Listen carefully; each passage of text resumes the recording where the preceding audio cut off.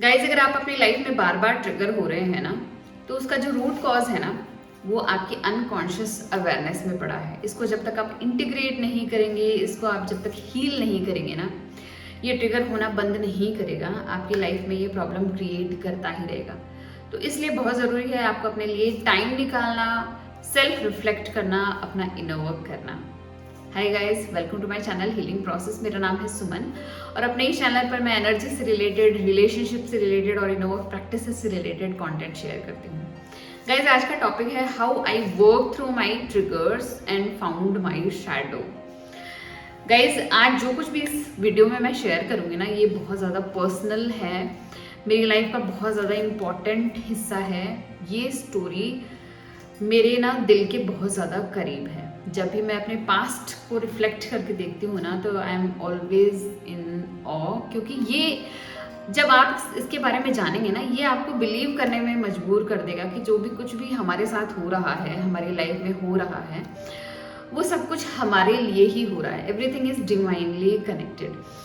तो हुआ क्या था गाइज, जब मेरी दूसरी बेटी हुई ना, तो मुझे बहुत ज़्यादा चैलेंजेस फेस करने पड़ रहे थे, क्योंकि रात को जब छोटी बेटी उठ जाती थी ना, तो मेरी जो फर्स्ट वाली बेटी है ना, वो भी इरिटेट होकर, परेशान होकर उठ जाती थी। तो मैंने ये सोचा कि फर्स्ट वाली बेटी को ना उसके दादी के पास सुला दिया जाए, और इसकी वजह से ना वो रात को परेशान भी नहीं होगी और मुझे भी ना दो दो बच्चे हैंडल नहीं करने पड़ेंगे।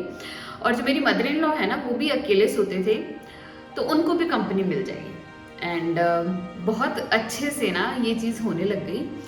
बट है ना, कुछ ही समय बाद मुझे ना बड़ा अनकंफर्टेबल फील होने लग गया। मुझे बड़ा ऐसा अंदर से ना बड़ी एजिटेशन होने लगी, इरिटेशन सी होने लगी।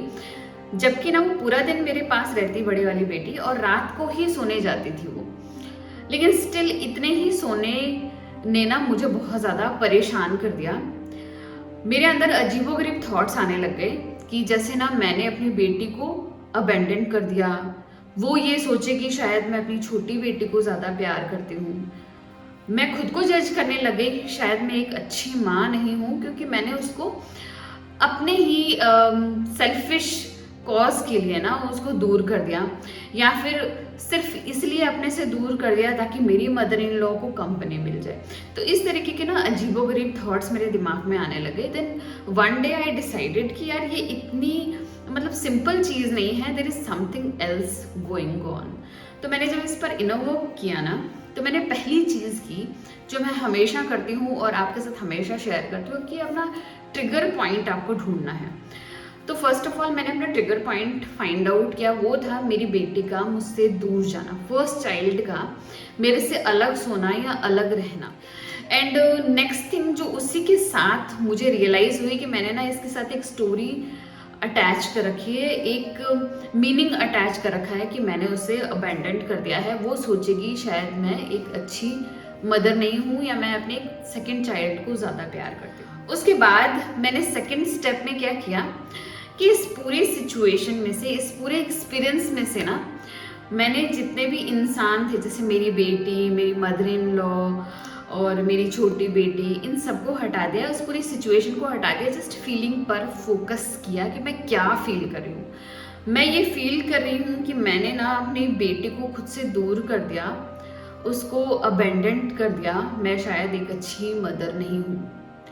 Third thing what I did was कि मैंने ना अपनी फीलिंग्स को, जो भी मैं फील कर रही थी ना, उसको फुल्ली वैलिडेट करना शुरू कर दिया कि हाँ, मैं ऐसा फील कर रही हूँ, और हाँ, ऐसा करने में ना कुछ बुराई नहीं है। ऐसा फील करने में ना मैं एक बुरी इंसान नहीं हो जाती हूँ। तो इस टाइप से ना मैंने पॉजिटिव एफर्मेशंस करने स्टार्ट कर दिए, जो कि ट्रू थे। कुछ झूठे एफर्मेशन करना नहीं शुरू किया, मैंने जस्ट वही अफर्म करना शुरू किया जो मैं उस टाइम फील कर रही थी। फोर्थ स्टेप में मैंने क्या किया कि मैंने ना खुद से क्वेश्चन किया कि ये वाली फीलिंग इससे पहले मैंने कब फील की है, या फिर इसी फीलिंग से रिलेटेड मेरी सबसे पहली मेमोरी क्या है।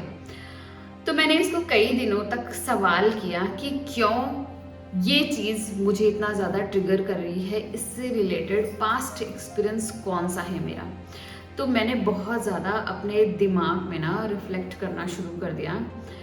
अपना चाइल्डहुड है ना, उसको बार बार सोचना और समझना शुरू कर दिया कि कब कब क्या क्या हुआ था। And you won't be believing guys कि क्या हुआ। उसके बाद है ना सडनली मुझे ना बहुत सारी पुरानी मेमोरीज याद आने लगी, ऐसी ऐसी मेमोरीज याद आने लगी जो कि मुझे ना अभी तक पता ही नहीं था। मुझे ऐसा लगता था शायद कई बच्चे होते हैं जिनको अपना बचपन याद नहीं रहता, तो मैं शायद वैसे ही भुलक्कड़ लड़की हूँ जिसको अपना बचपन याद नहीं है। जबकि बहुत सारे लोग इतने बड़े होने के बाद भी डिस्कस करते रहते कि जब हम छोटे थे तो हम ऐसा करते थे वैसा करते थे। उस सिचुएशन से ना मैं एग्जिट हो जाती थी क्योंकि मुझे अपने बचपन का कुछ भी नहीं याद था। नाउ आई एम अबाउट 33-34 और जब ये मेरे साथ हुआ तो तब मैं 32 की थी। एंड उस टाइम तक है ना मुझे अपनी इस बचपन की मेमोरी के बारे में कुछ भी नहीं पता था, एक हिंट भी नहीं था मुझे। अब जब मैंने ये सवाल किया ना तो वो सारी मेमोरीज सरफेस लेवल पर आई, और जब सरफेस लेवल पर आई बहुत ज़्यादा हर्ट और पेन मैंने फील किया, बहुत ज़्यादा सैड मैं हो गई, बहुत ज़्यादा परेशान मैं हो गई। और मुझे ये रियलाइज़ हुआ कि कैसे मेरे साथ ये चीज़ हो सकती है, मैं कितनी छोटी थी। हुआ क्या था कि मेरे पेरेंट्स ना मेरे दोनों सिबलिंग को लेकर कहीं दूर चले गए थे, क्योंकि मेरे फादर डिफेंस में थे तो उनका ट्रांसफ़र होता रहता था। तो वो उन दोनों को लेकर बहुत दूर कहीं इंडिया के साउथ में चले गए थे और मुझे राजस्थान में एक छोटे से गांव में अपने दादा दादी के पास छोड़ दिया।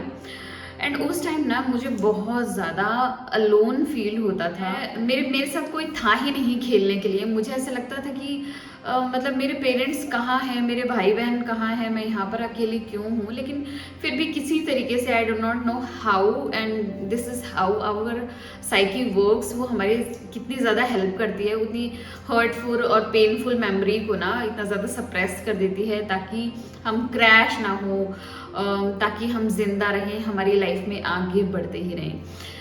तो जब मुझे ये मेमोरी याद आई ना तो मैं पूरा दिन रोती रहती थी। मतलब 6 to 7 months ना, literally every single day I cried because of this memory. जब भी मैं अपने घर से और अपने ऑफिस की तरफ स्कूटी राइड कर रही होती ना तो बीच में पूरे रास्ते मैं रो रही होती, क्योंकि वही एक टाइम था जब मैं कुछ नहीं कर रही होती, else I am always busy, मैं किसी न किसी चीज़ में इंगेज्ड रहती थी। और वो पर्टिकुलर टाइम था ना बहुत शांति का टाइम था जहाँ पर मैं किसी चीज़ में इंगेज नहीं हूँ। मेरा माइंड है ना ऑटो पायलट पर स्कूटी चला रहा होता, और उसी समय ना मुझे सारी मेमोरीज बार बार हर दिन याद आती। And I used to feel very bad and बहुत ज़्यादा मैं रोती पूरे रास्ते। और मैंने भी यही डिसाइड किया था कि जब तक इस फीलिंग की जो भी इंटेंसिटी है कम नहीं हो जाती ना, मैं इसको हर रोज़ याद करूँगी क्योंकि ये मेरा हिस्सा है। उस टाइम मुझे शायद इतना ज़्यादा नहीं पता था व्हाट इज शैडो वर्क, क्या इतना ज़्यादा क्या होता है इनर वर्क, डीपर लेवल पर नहीं पता था।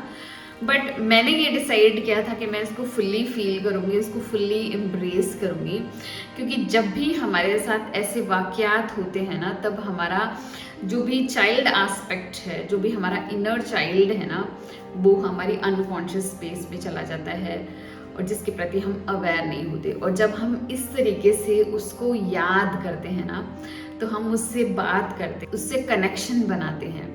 जब भी हम किसी एस्पेक्ट, किसी क्वालिटी, किसी मेमोरी को अनकॉन्शियस से कॉन्शियस बनाते हैं, डार्क से लाइट में लेके आते हैं ना, 80% हीलिंग तो वहीं पर हो जाती है। क्योंकि इनर वर्क या शैडो वर्क यही है कि हम किसी भी अनकॉन्शियस चीज़ को कॉन्शियस बनाएं, और बाकी की 20% हीलिंग होती है जब हम उसको फुल्ली फील करते हैं। गाइस, इस चीज़ में सबसे मिरेकुलस तो ये था कि ये चीज़ तभी हुई जब मेरी बेटी उसी सेम एज की हो गई जब मैं उसी एज की थी और मेरे साथ वो अबैंडनमेंट वूंड हुआ था, ट्रॉमा हुआ था। इट मीन्स कि मेरी इस चीज़ को हील करने के लिए ना मेरी बेटी का इतना बड़ा होना ज़रूरी था, मेरे सेकंड चाइल्ड का होना ज़रूरी था, मेरी छोटी बेटी को लेकर अलग रहना ज़रूरी था, ताकि मैं एक बार ट्रिगर हो जाऊं और जब मैं ट्रिगर हो जाऊंगी तब मैं उसको हील कर पाऊंगी। तो गाइस देखा आपने कैसे हर चीज़ इतनी ज़्यादा डिवाइनली अलाइंड है, कैसे आपके ट्रॉमेटिक इवेंट में भी ना आपको जिंदा रखा जाता है just by suppressing your emotion, और कैसे आप जब बड़े हो जाते हो तो आपको अपॉर्चुनिटी दी जाती है ताकि आप ट्रिगर होकर अपने शैडो को फाइंड आउट करें, उसको फुल्ली फील करें, अपने इनर चाइल्ड को फील करें, उससे कनेक्ट हो जाएं। तो गाइज आई होप मैंने आपको एक आइडिया दिया होगा कैसे हम ट्रिगर से अपने शैडो तक पहुंच सकते हैं। गाइज अगर आपको आज की वीडियो अच्छी लगी तो प्लीज़ लाइक कीजिएगा, मेरे चैनल को सब्सक्राइब कीजिएगा। मिलते हैं ऐसे ही इंटरेस्टिंग वीडियो में, तब तक के लिए बाय।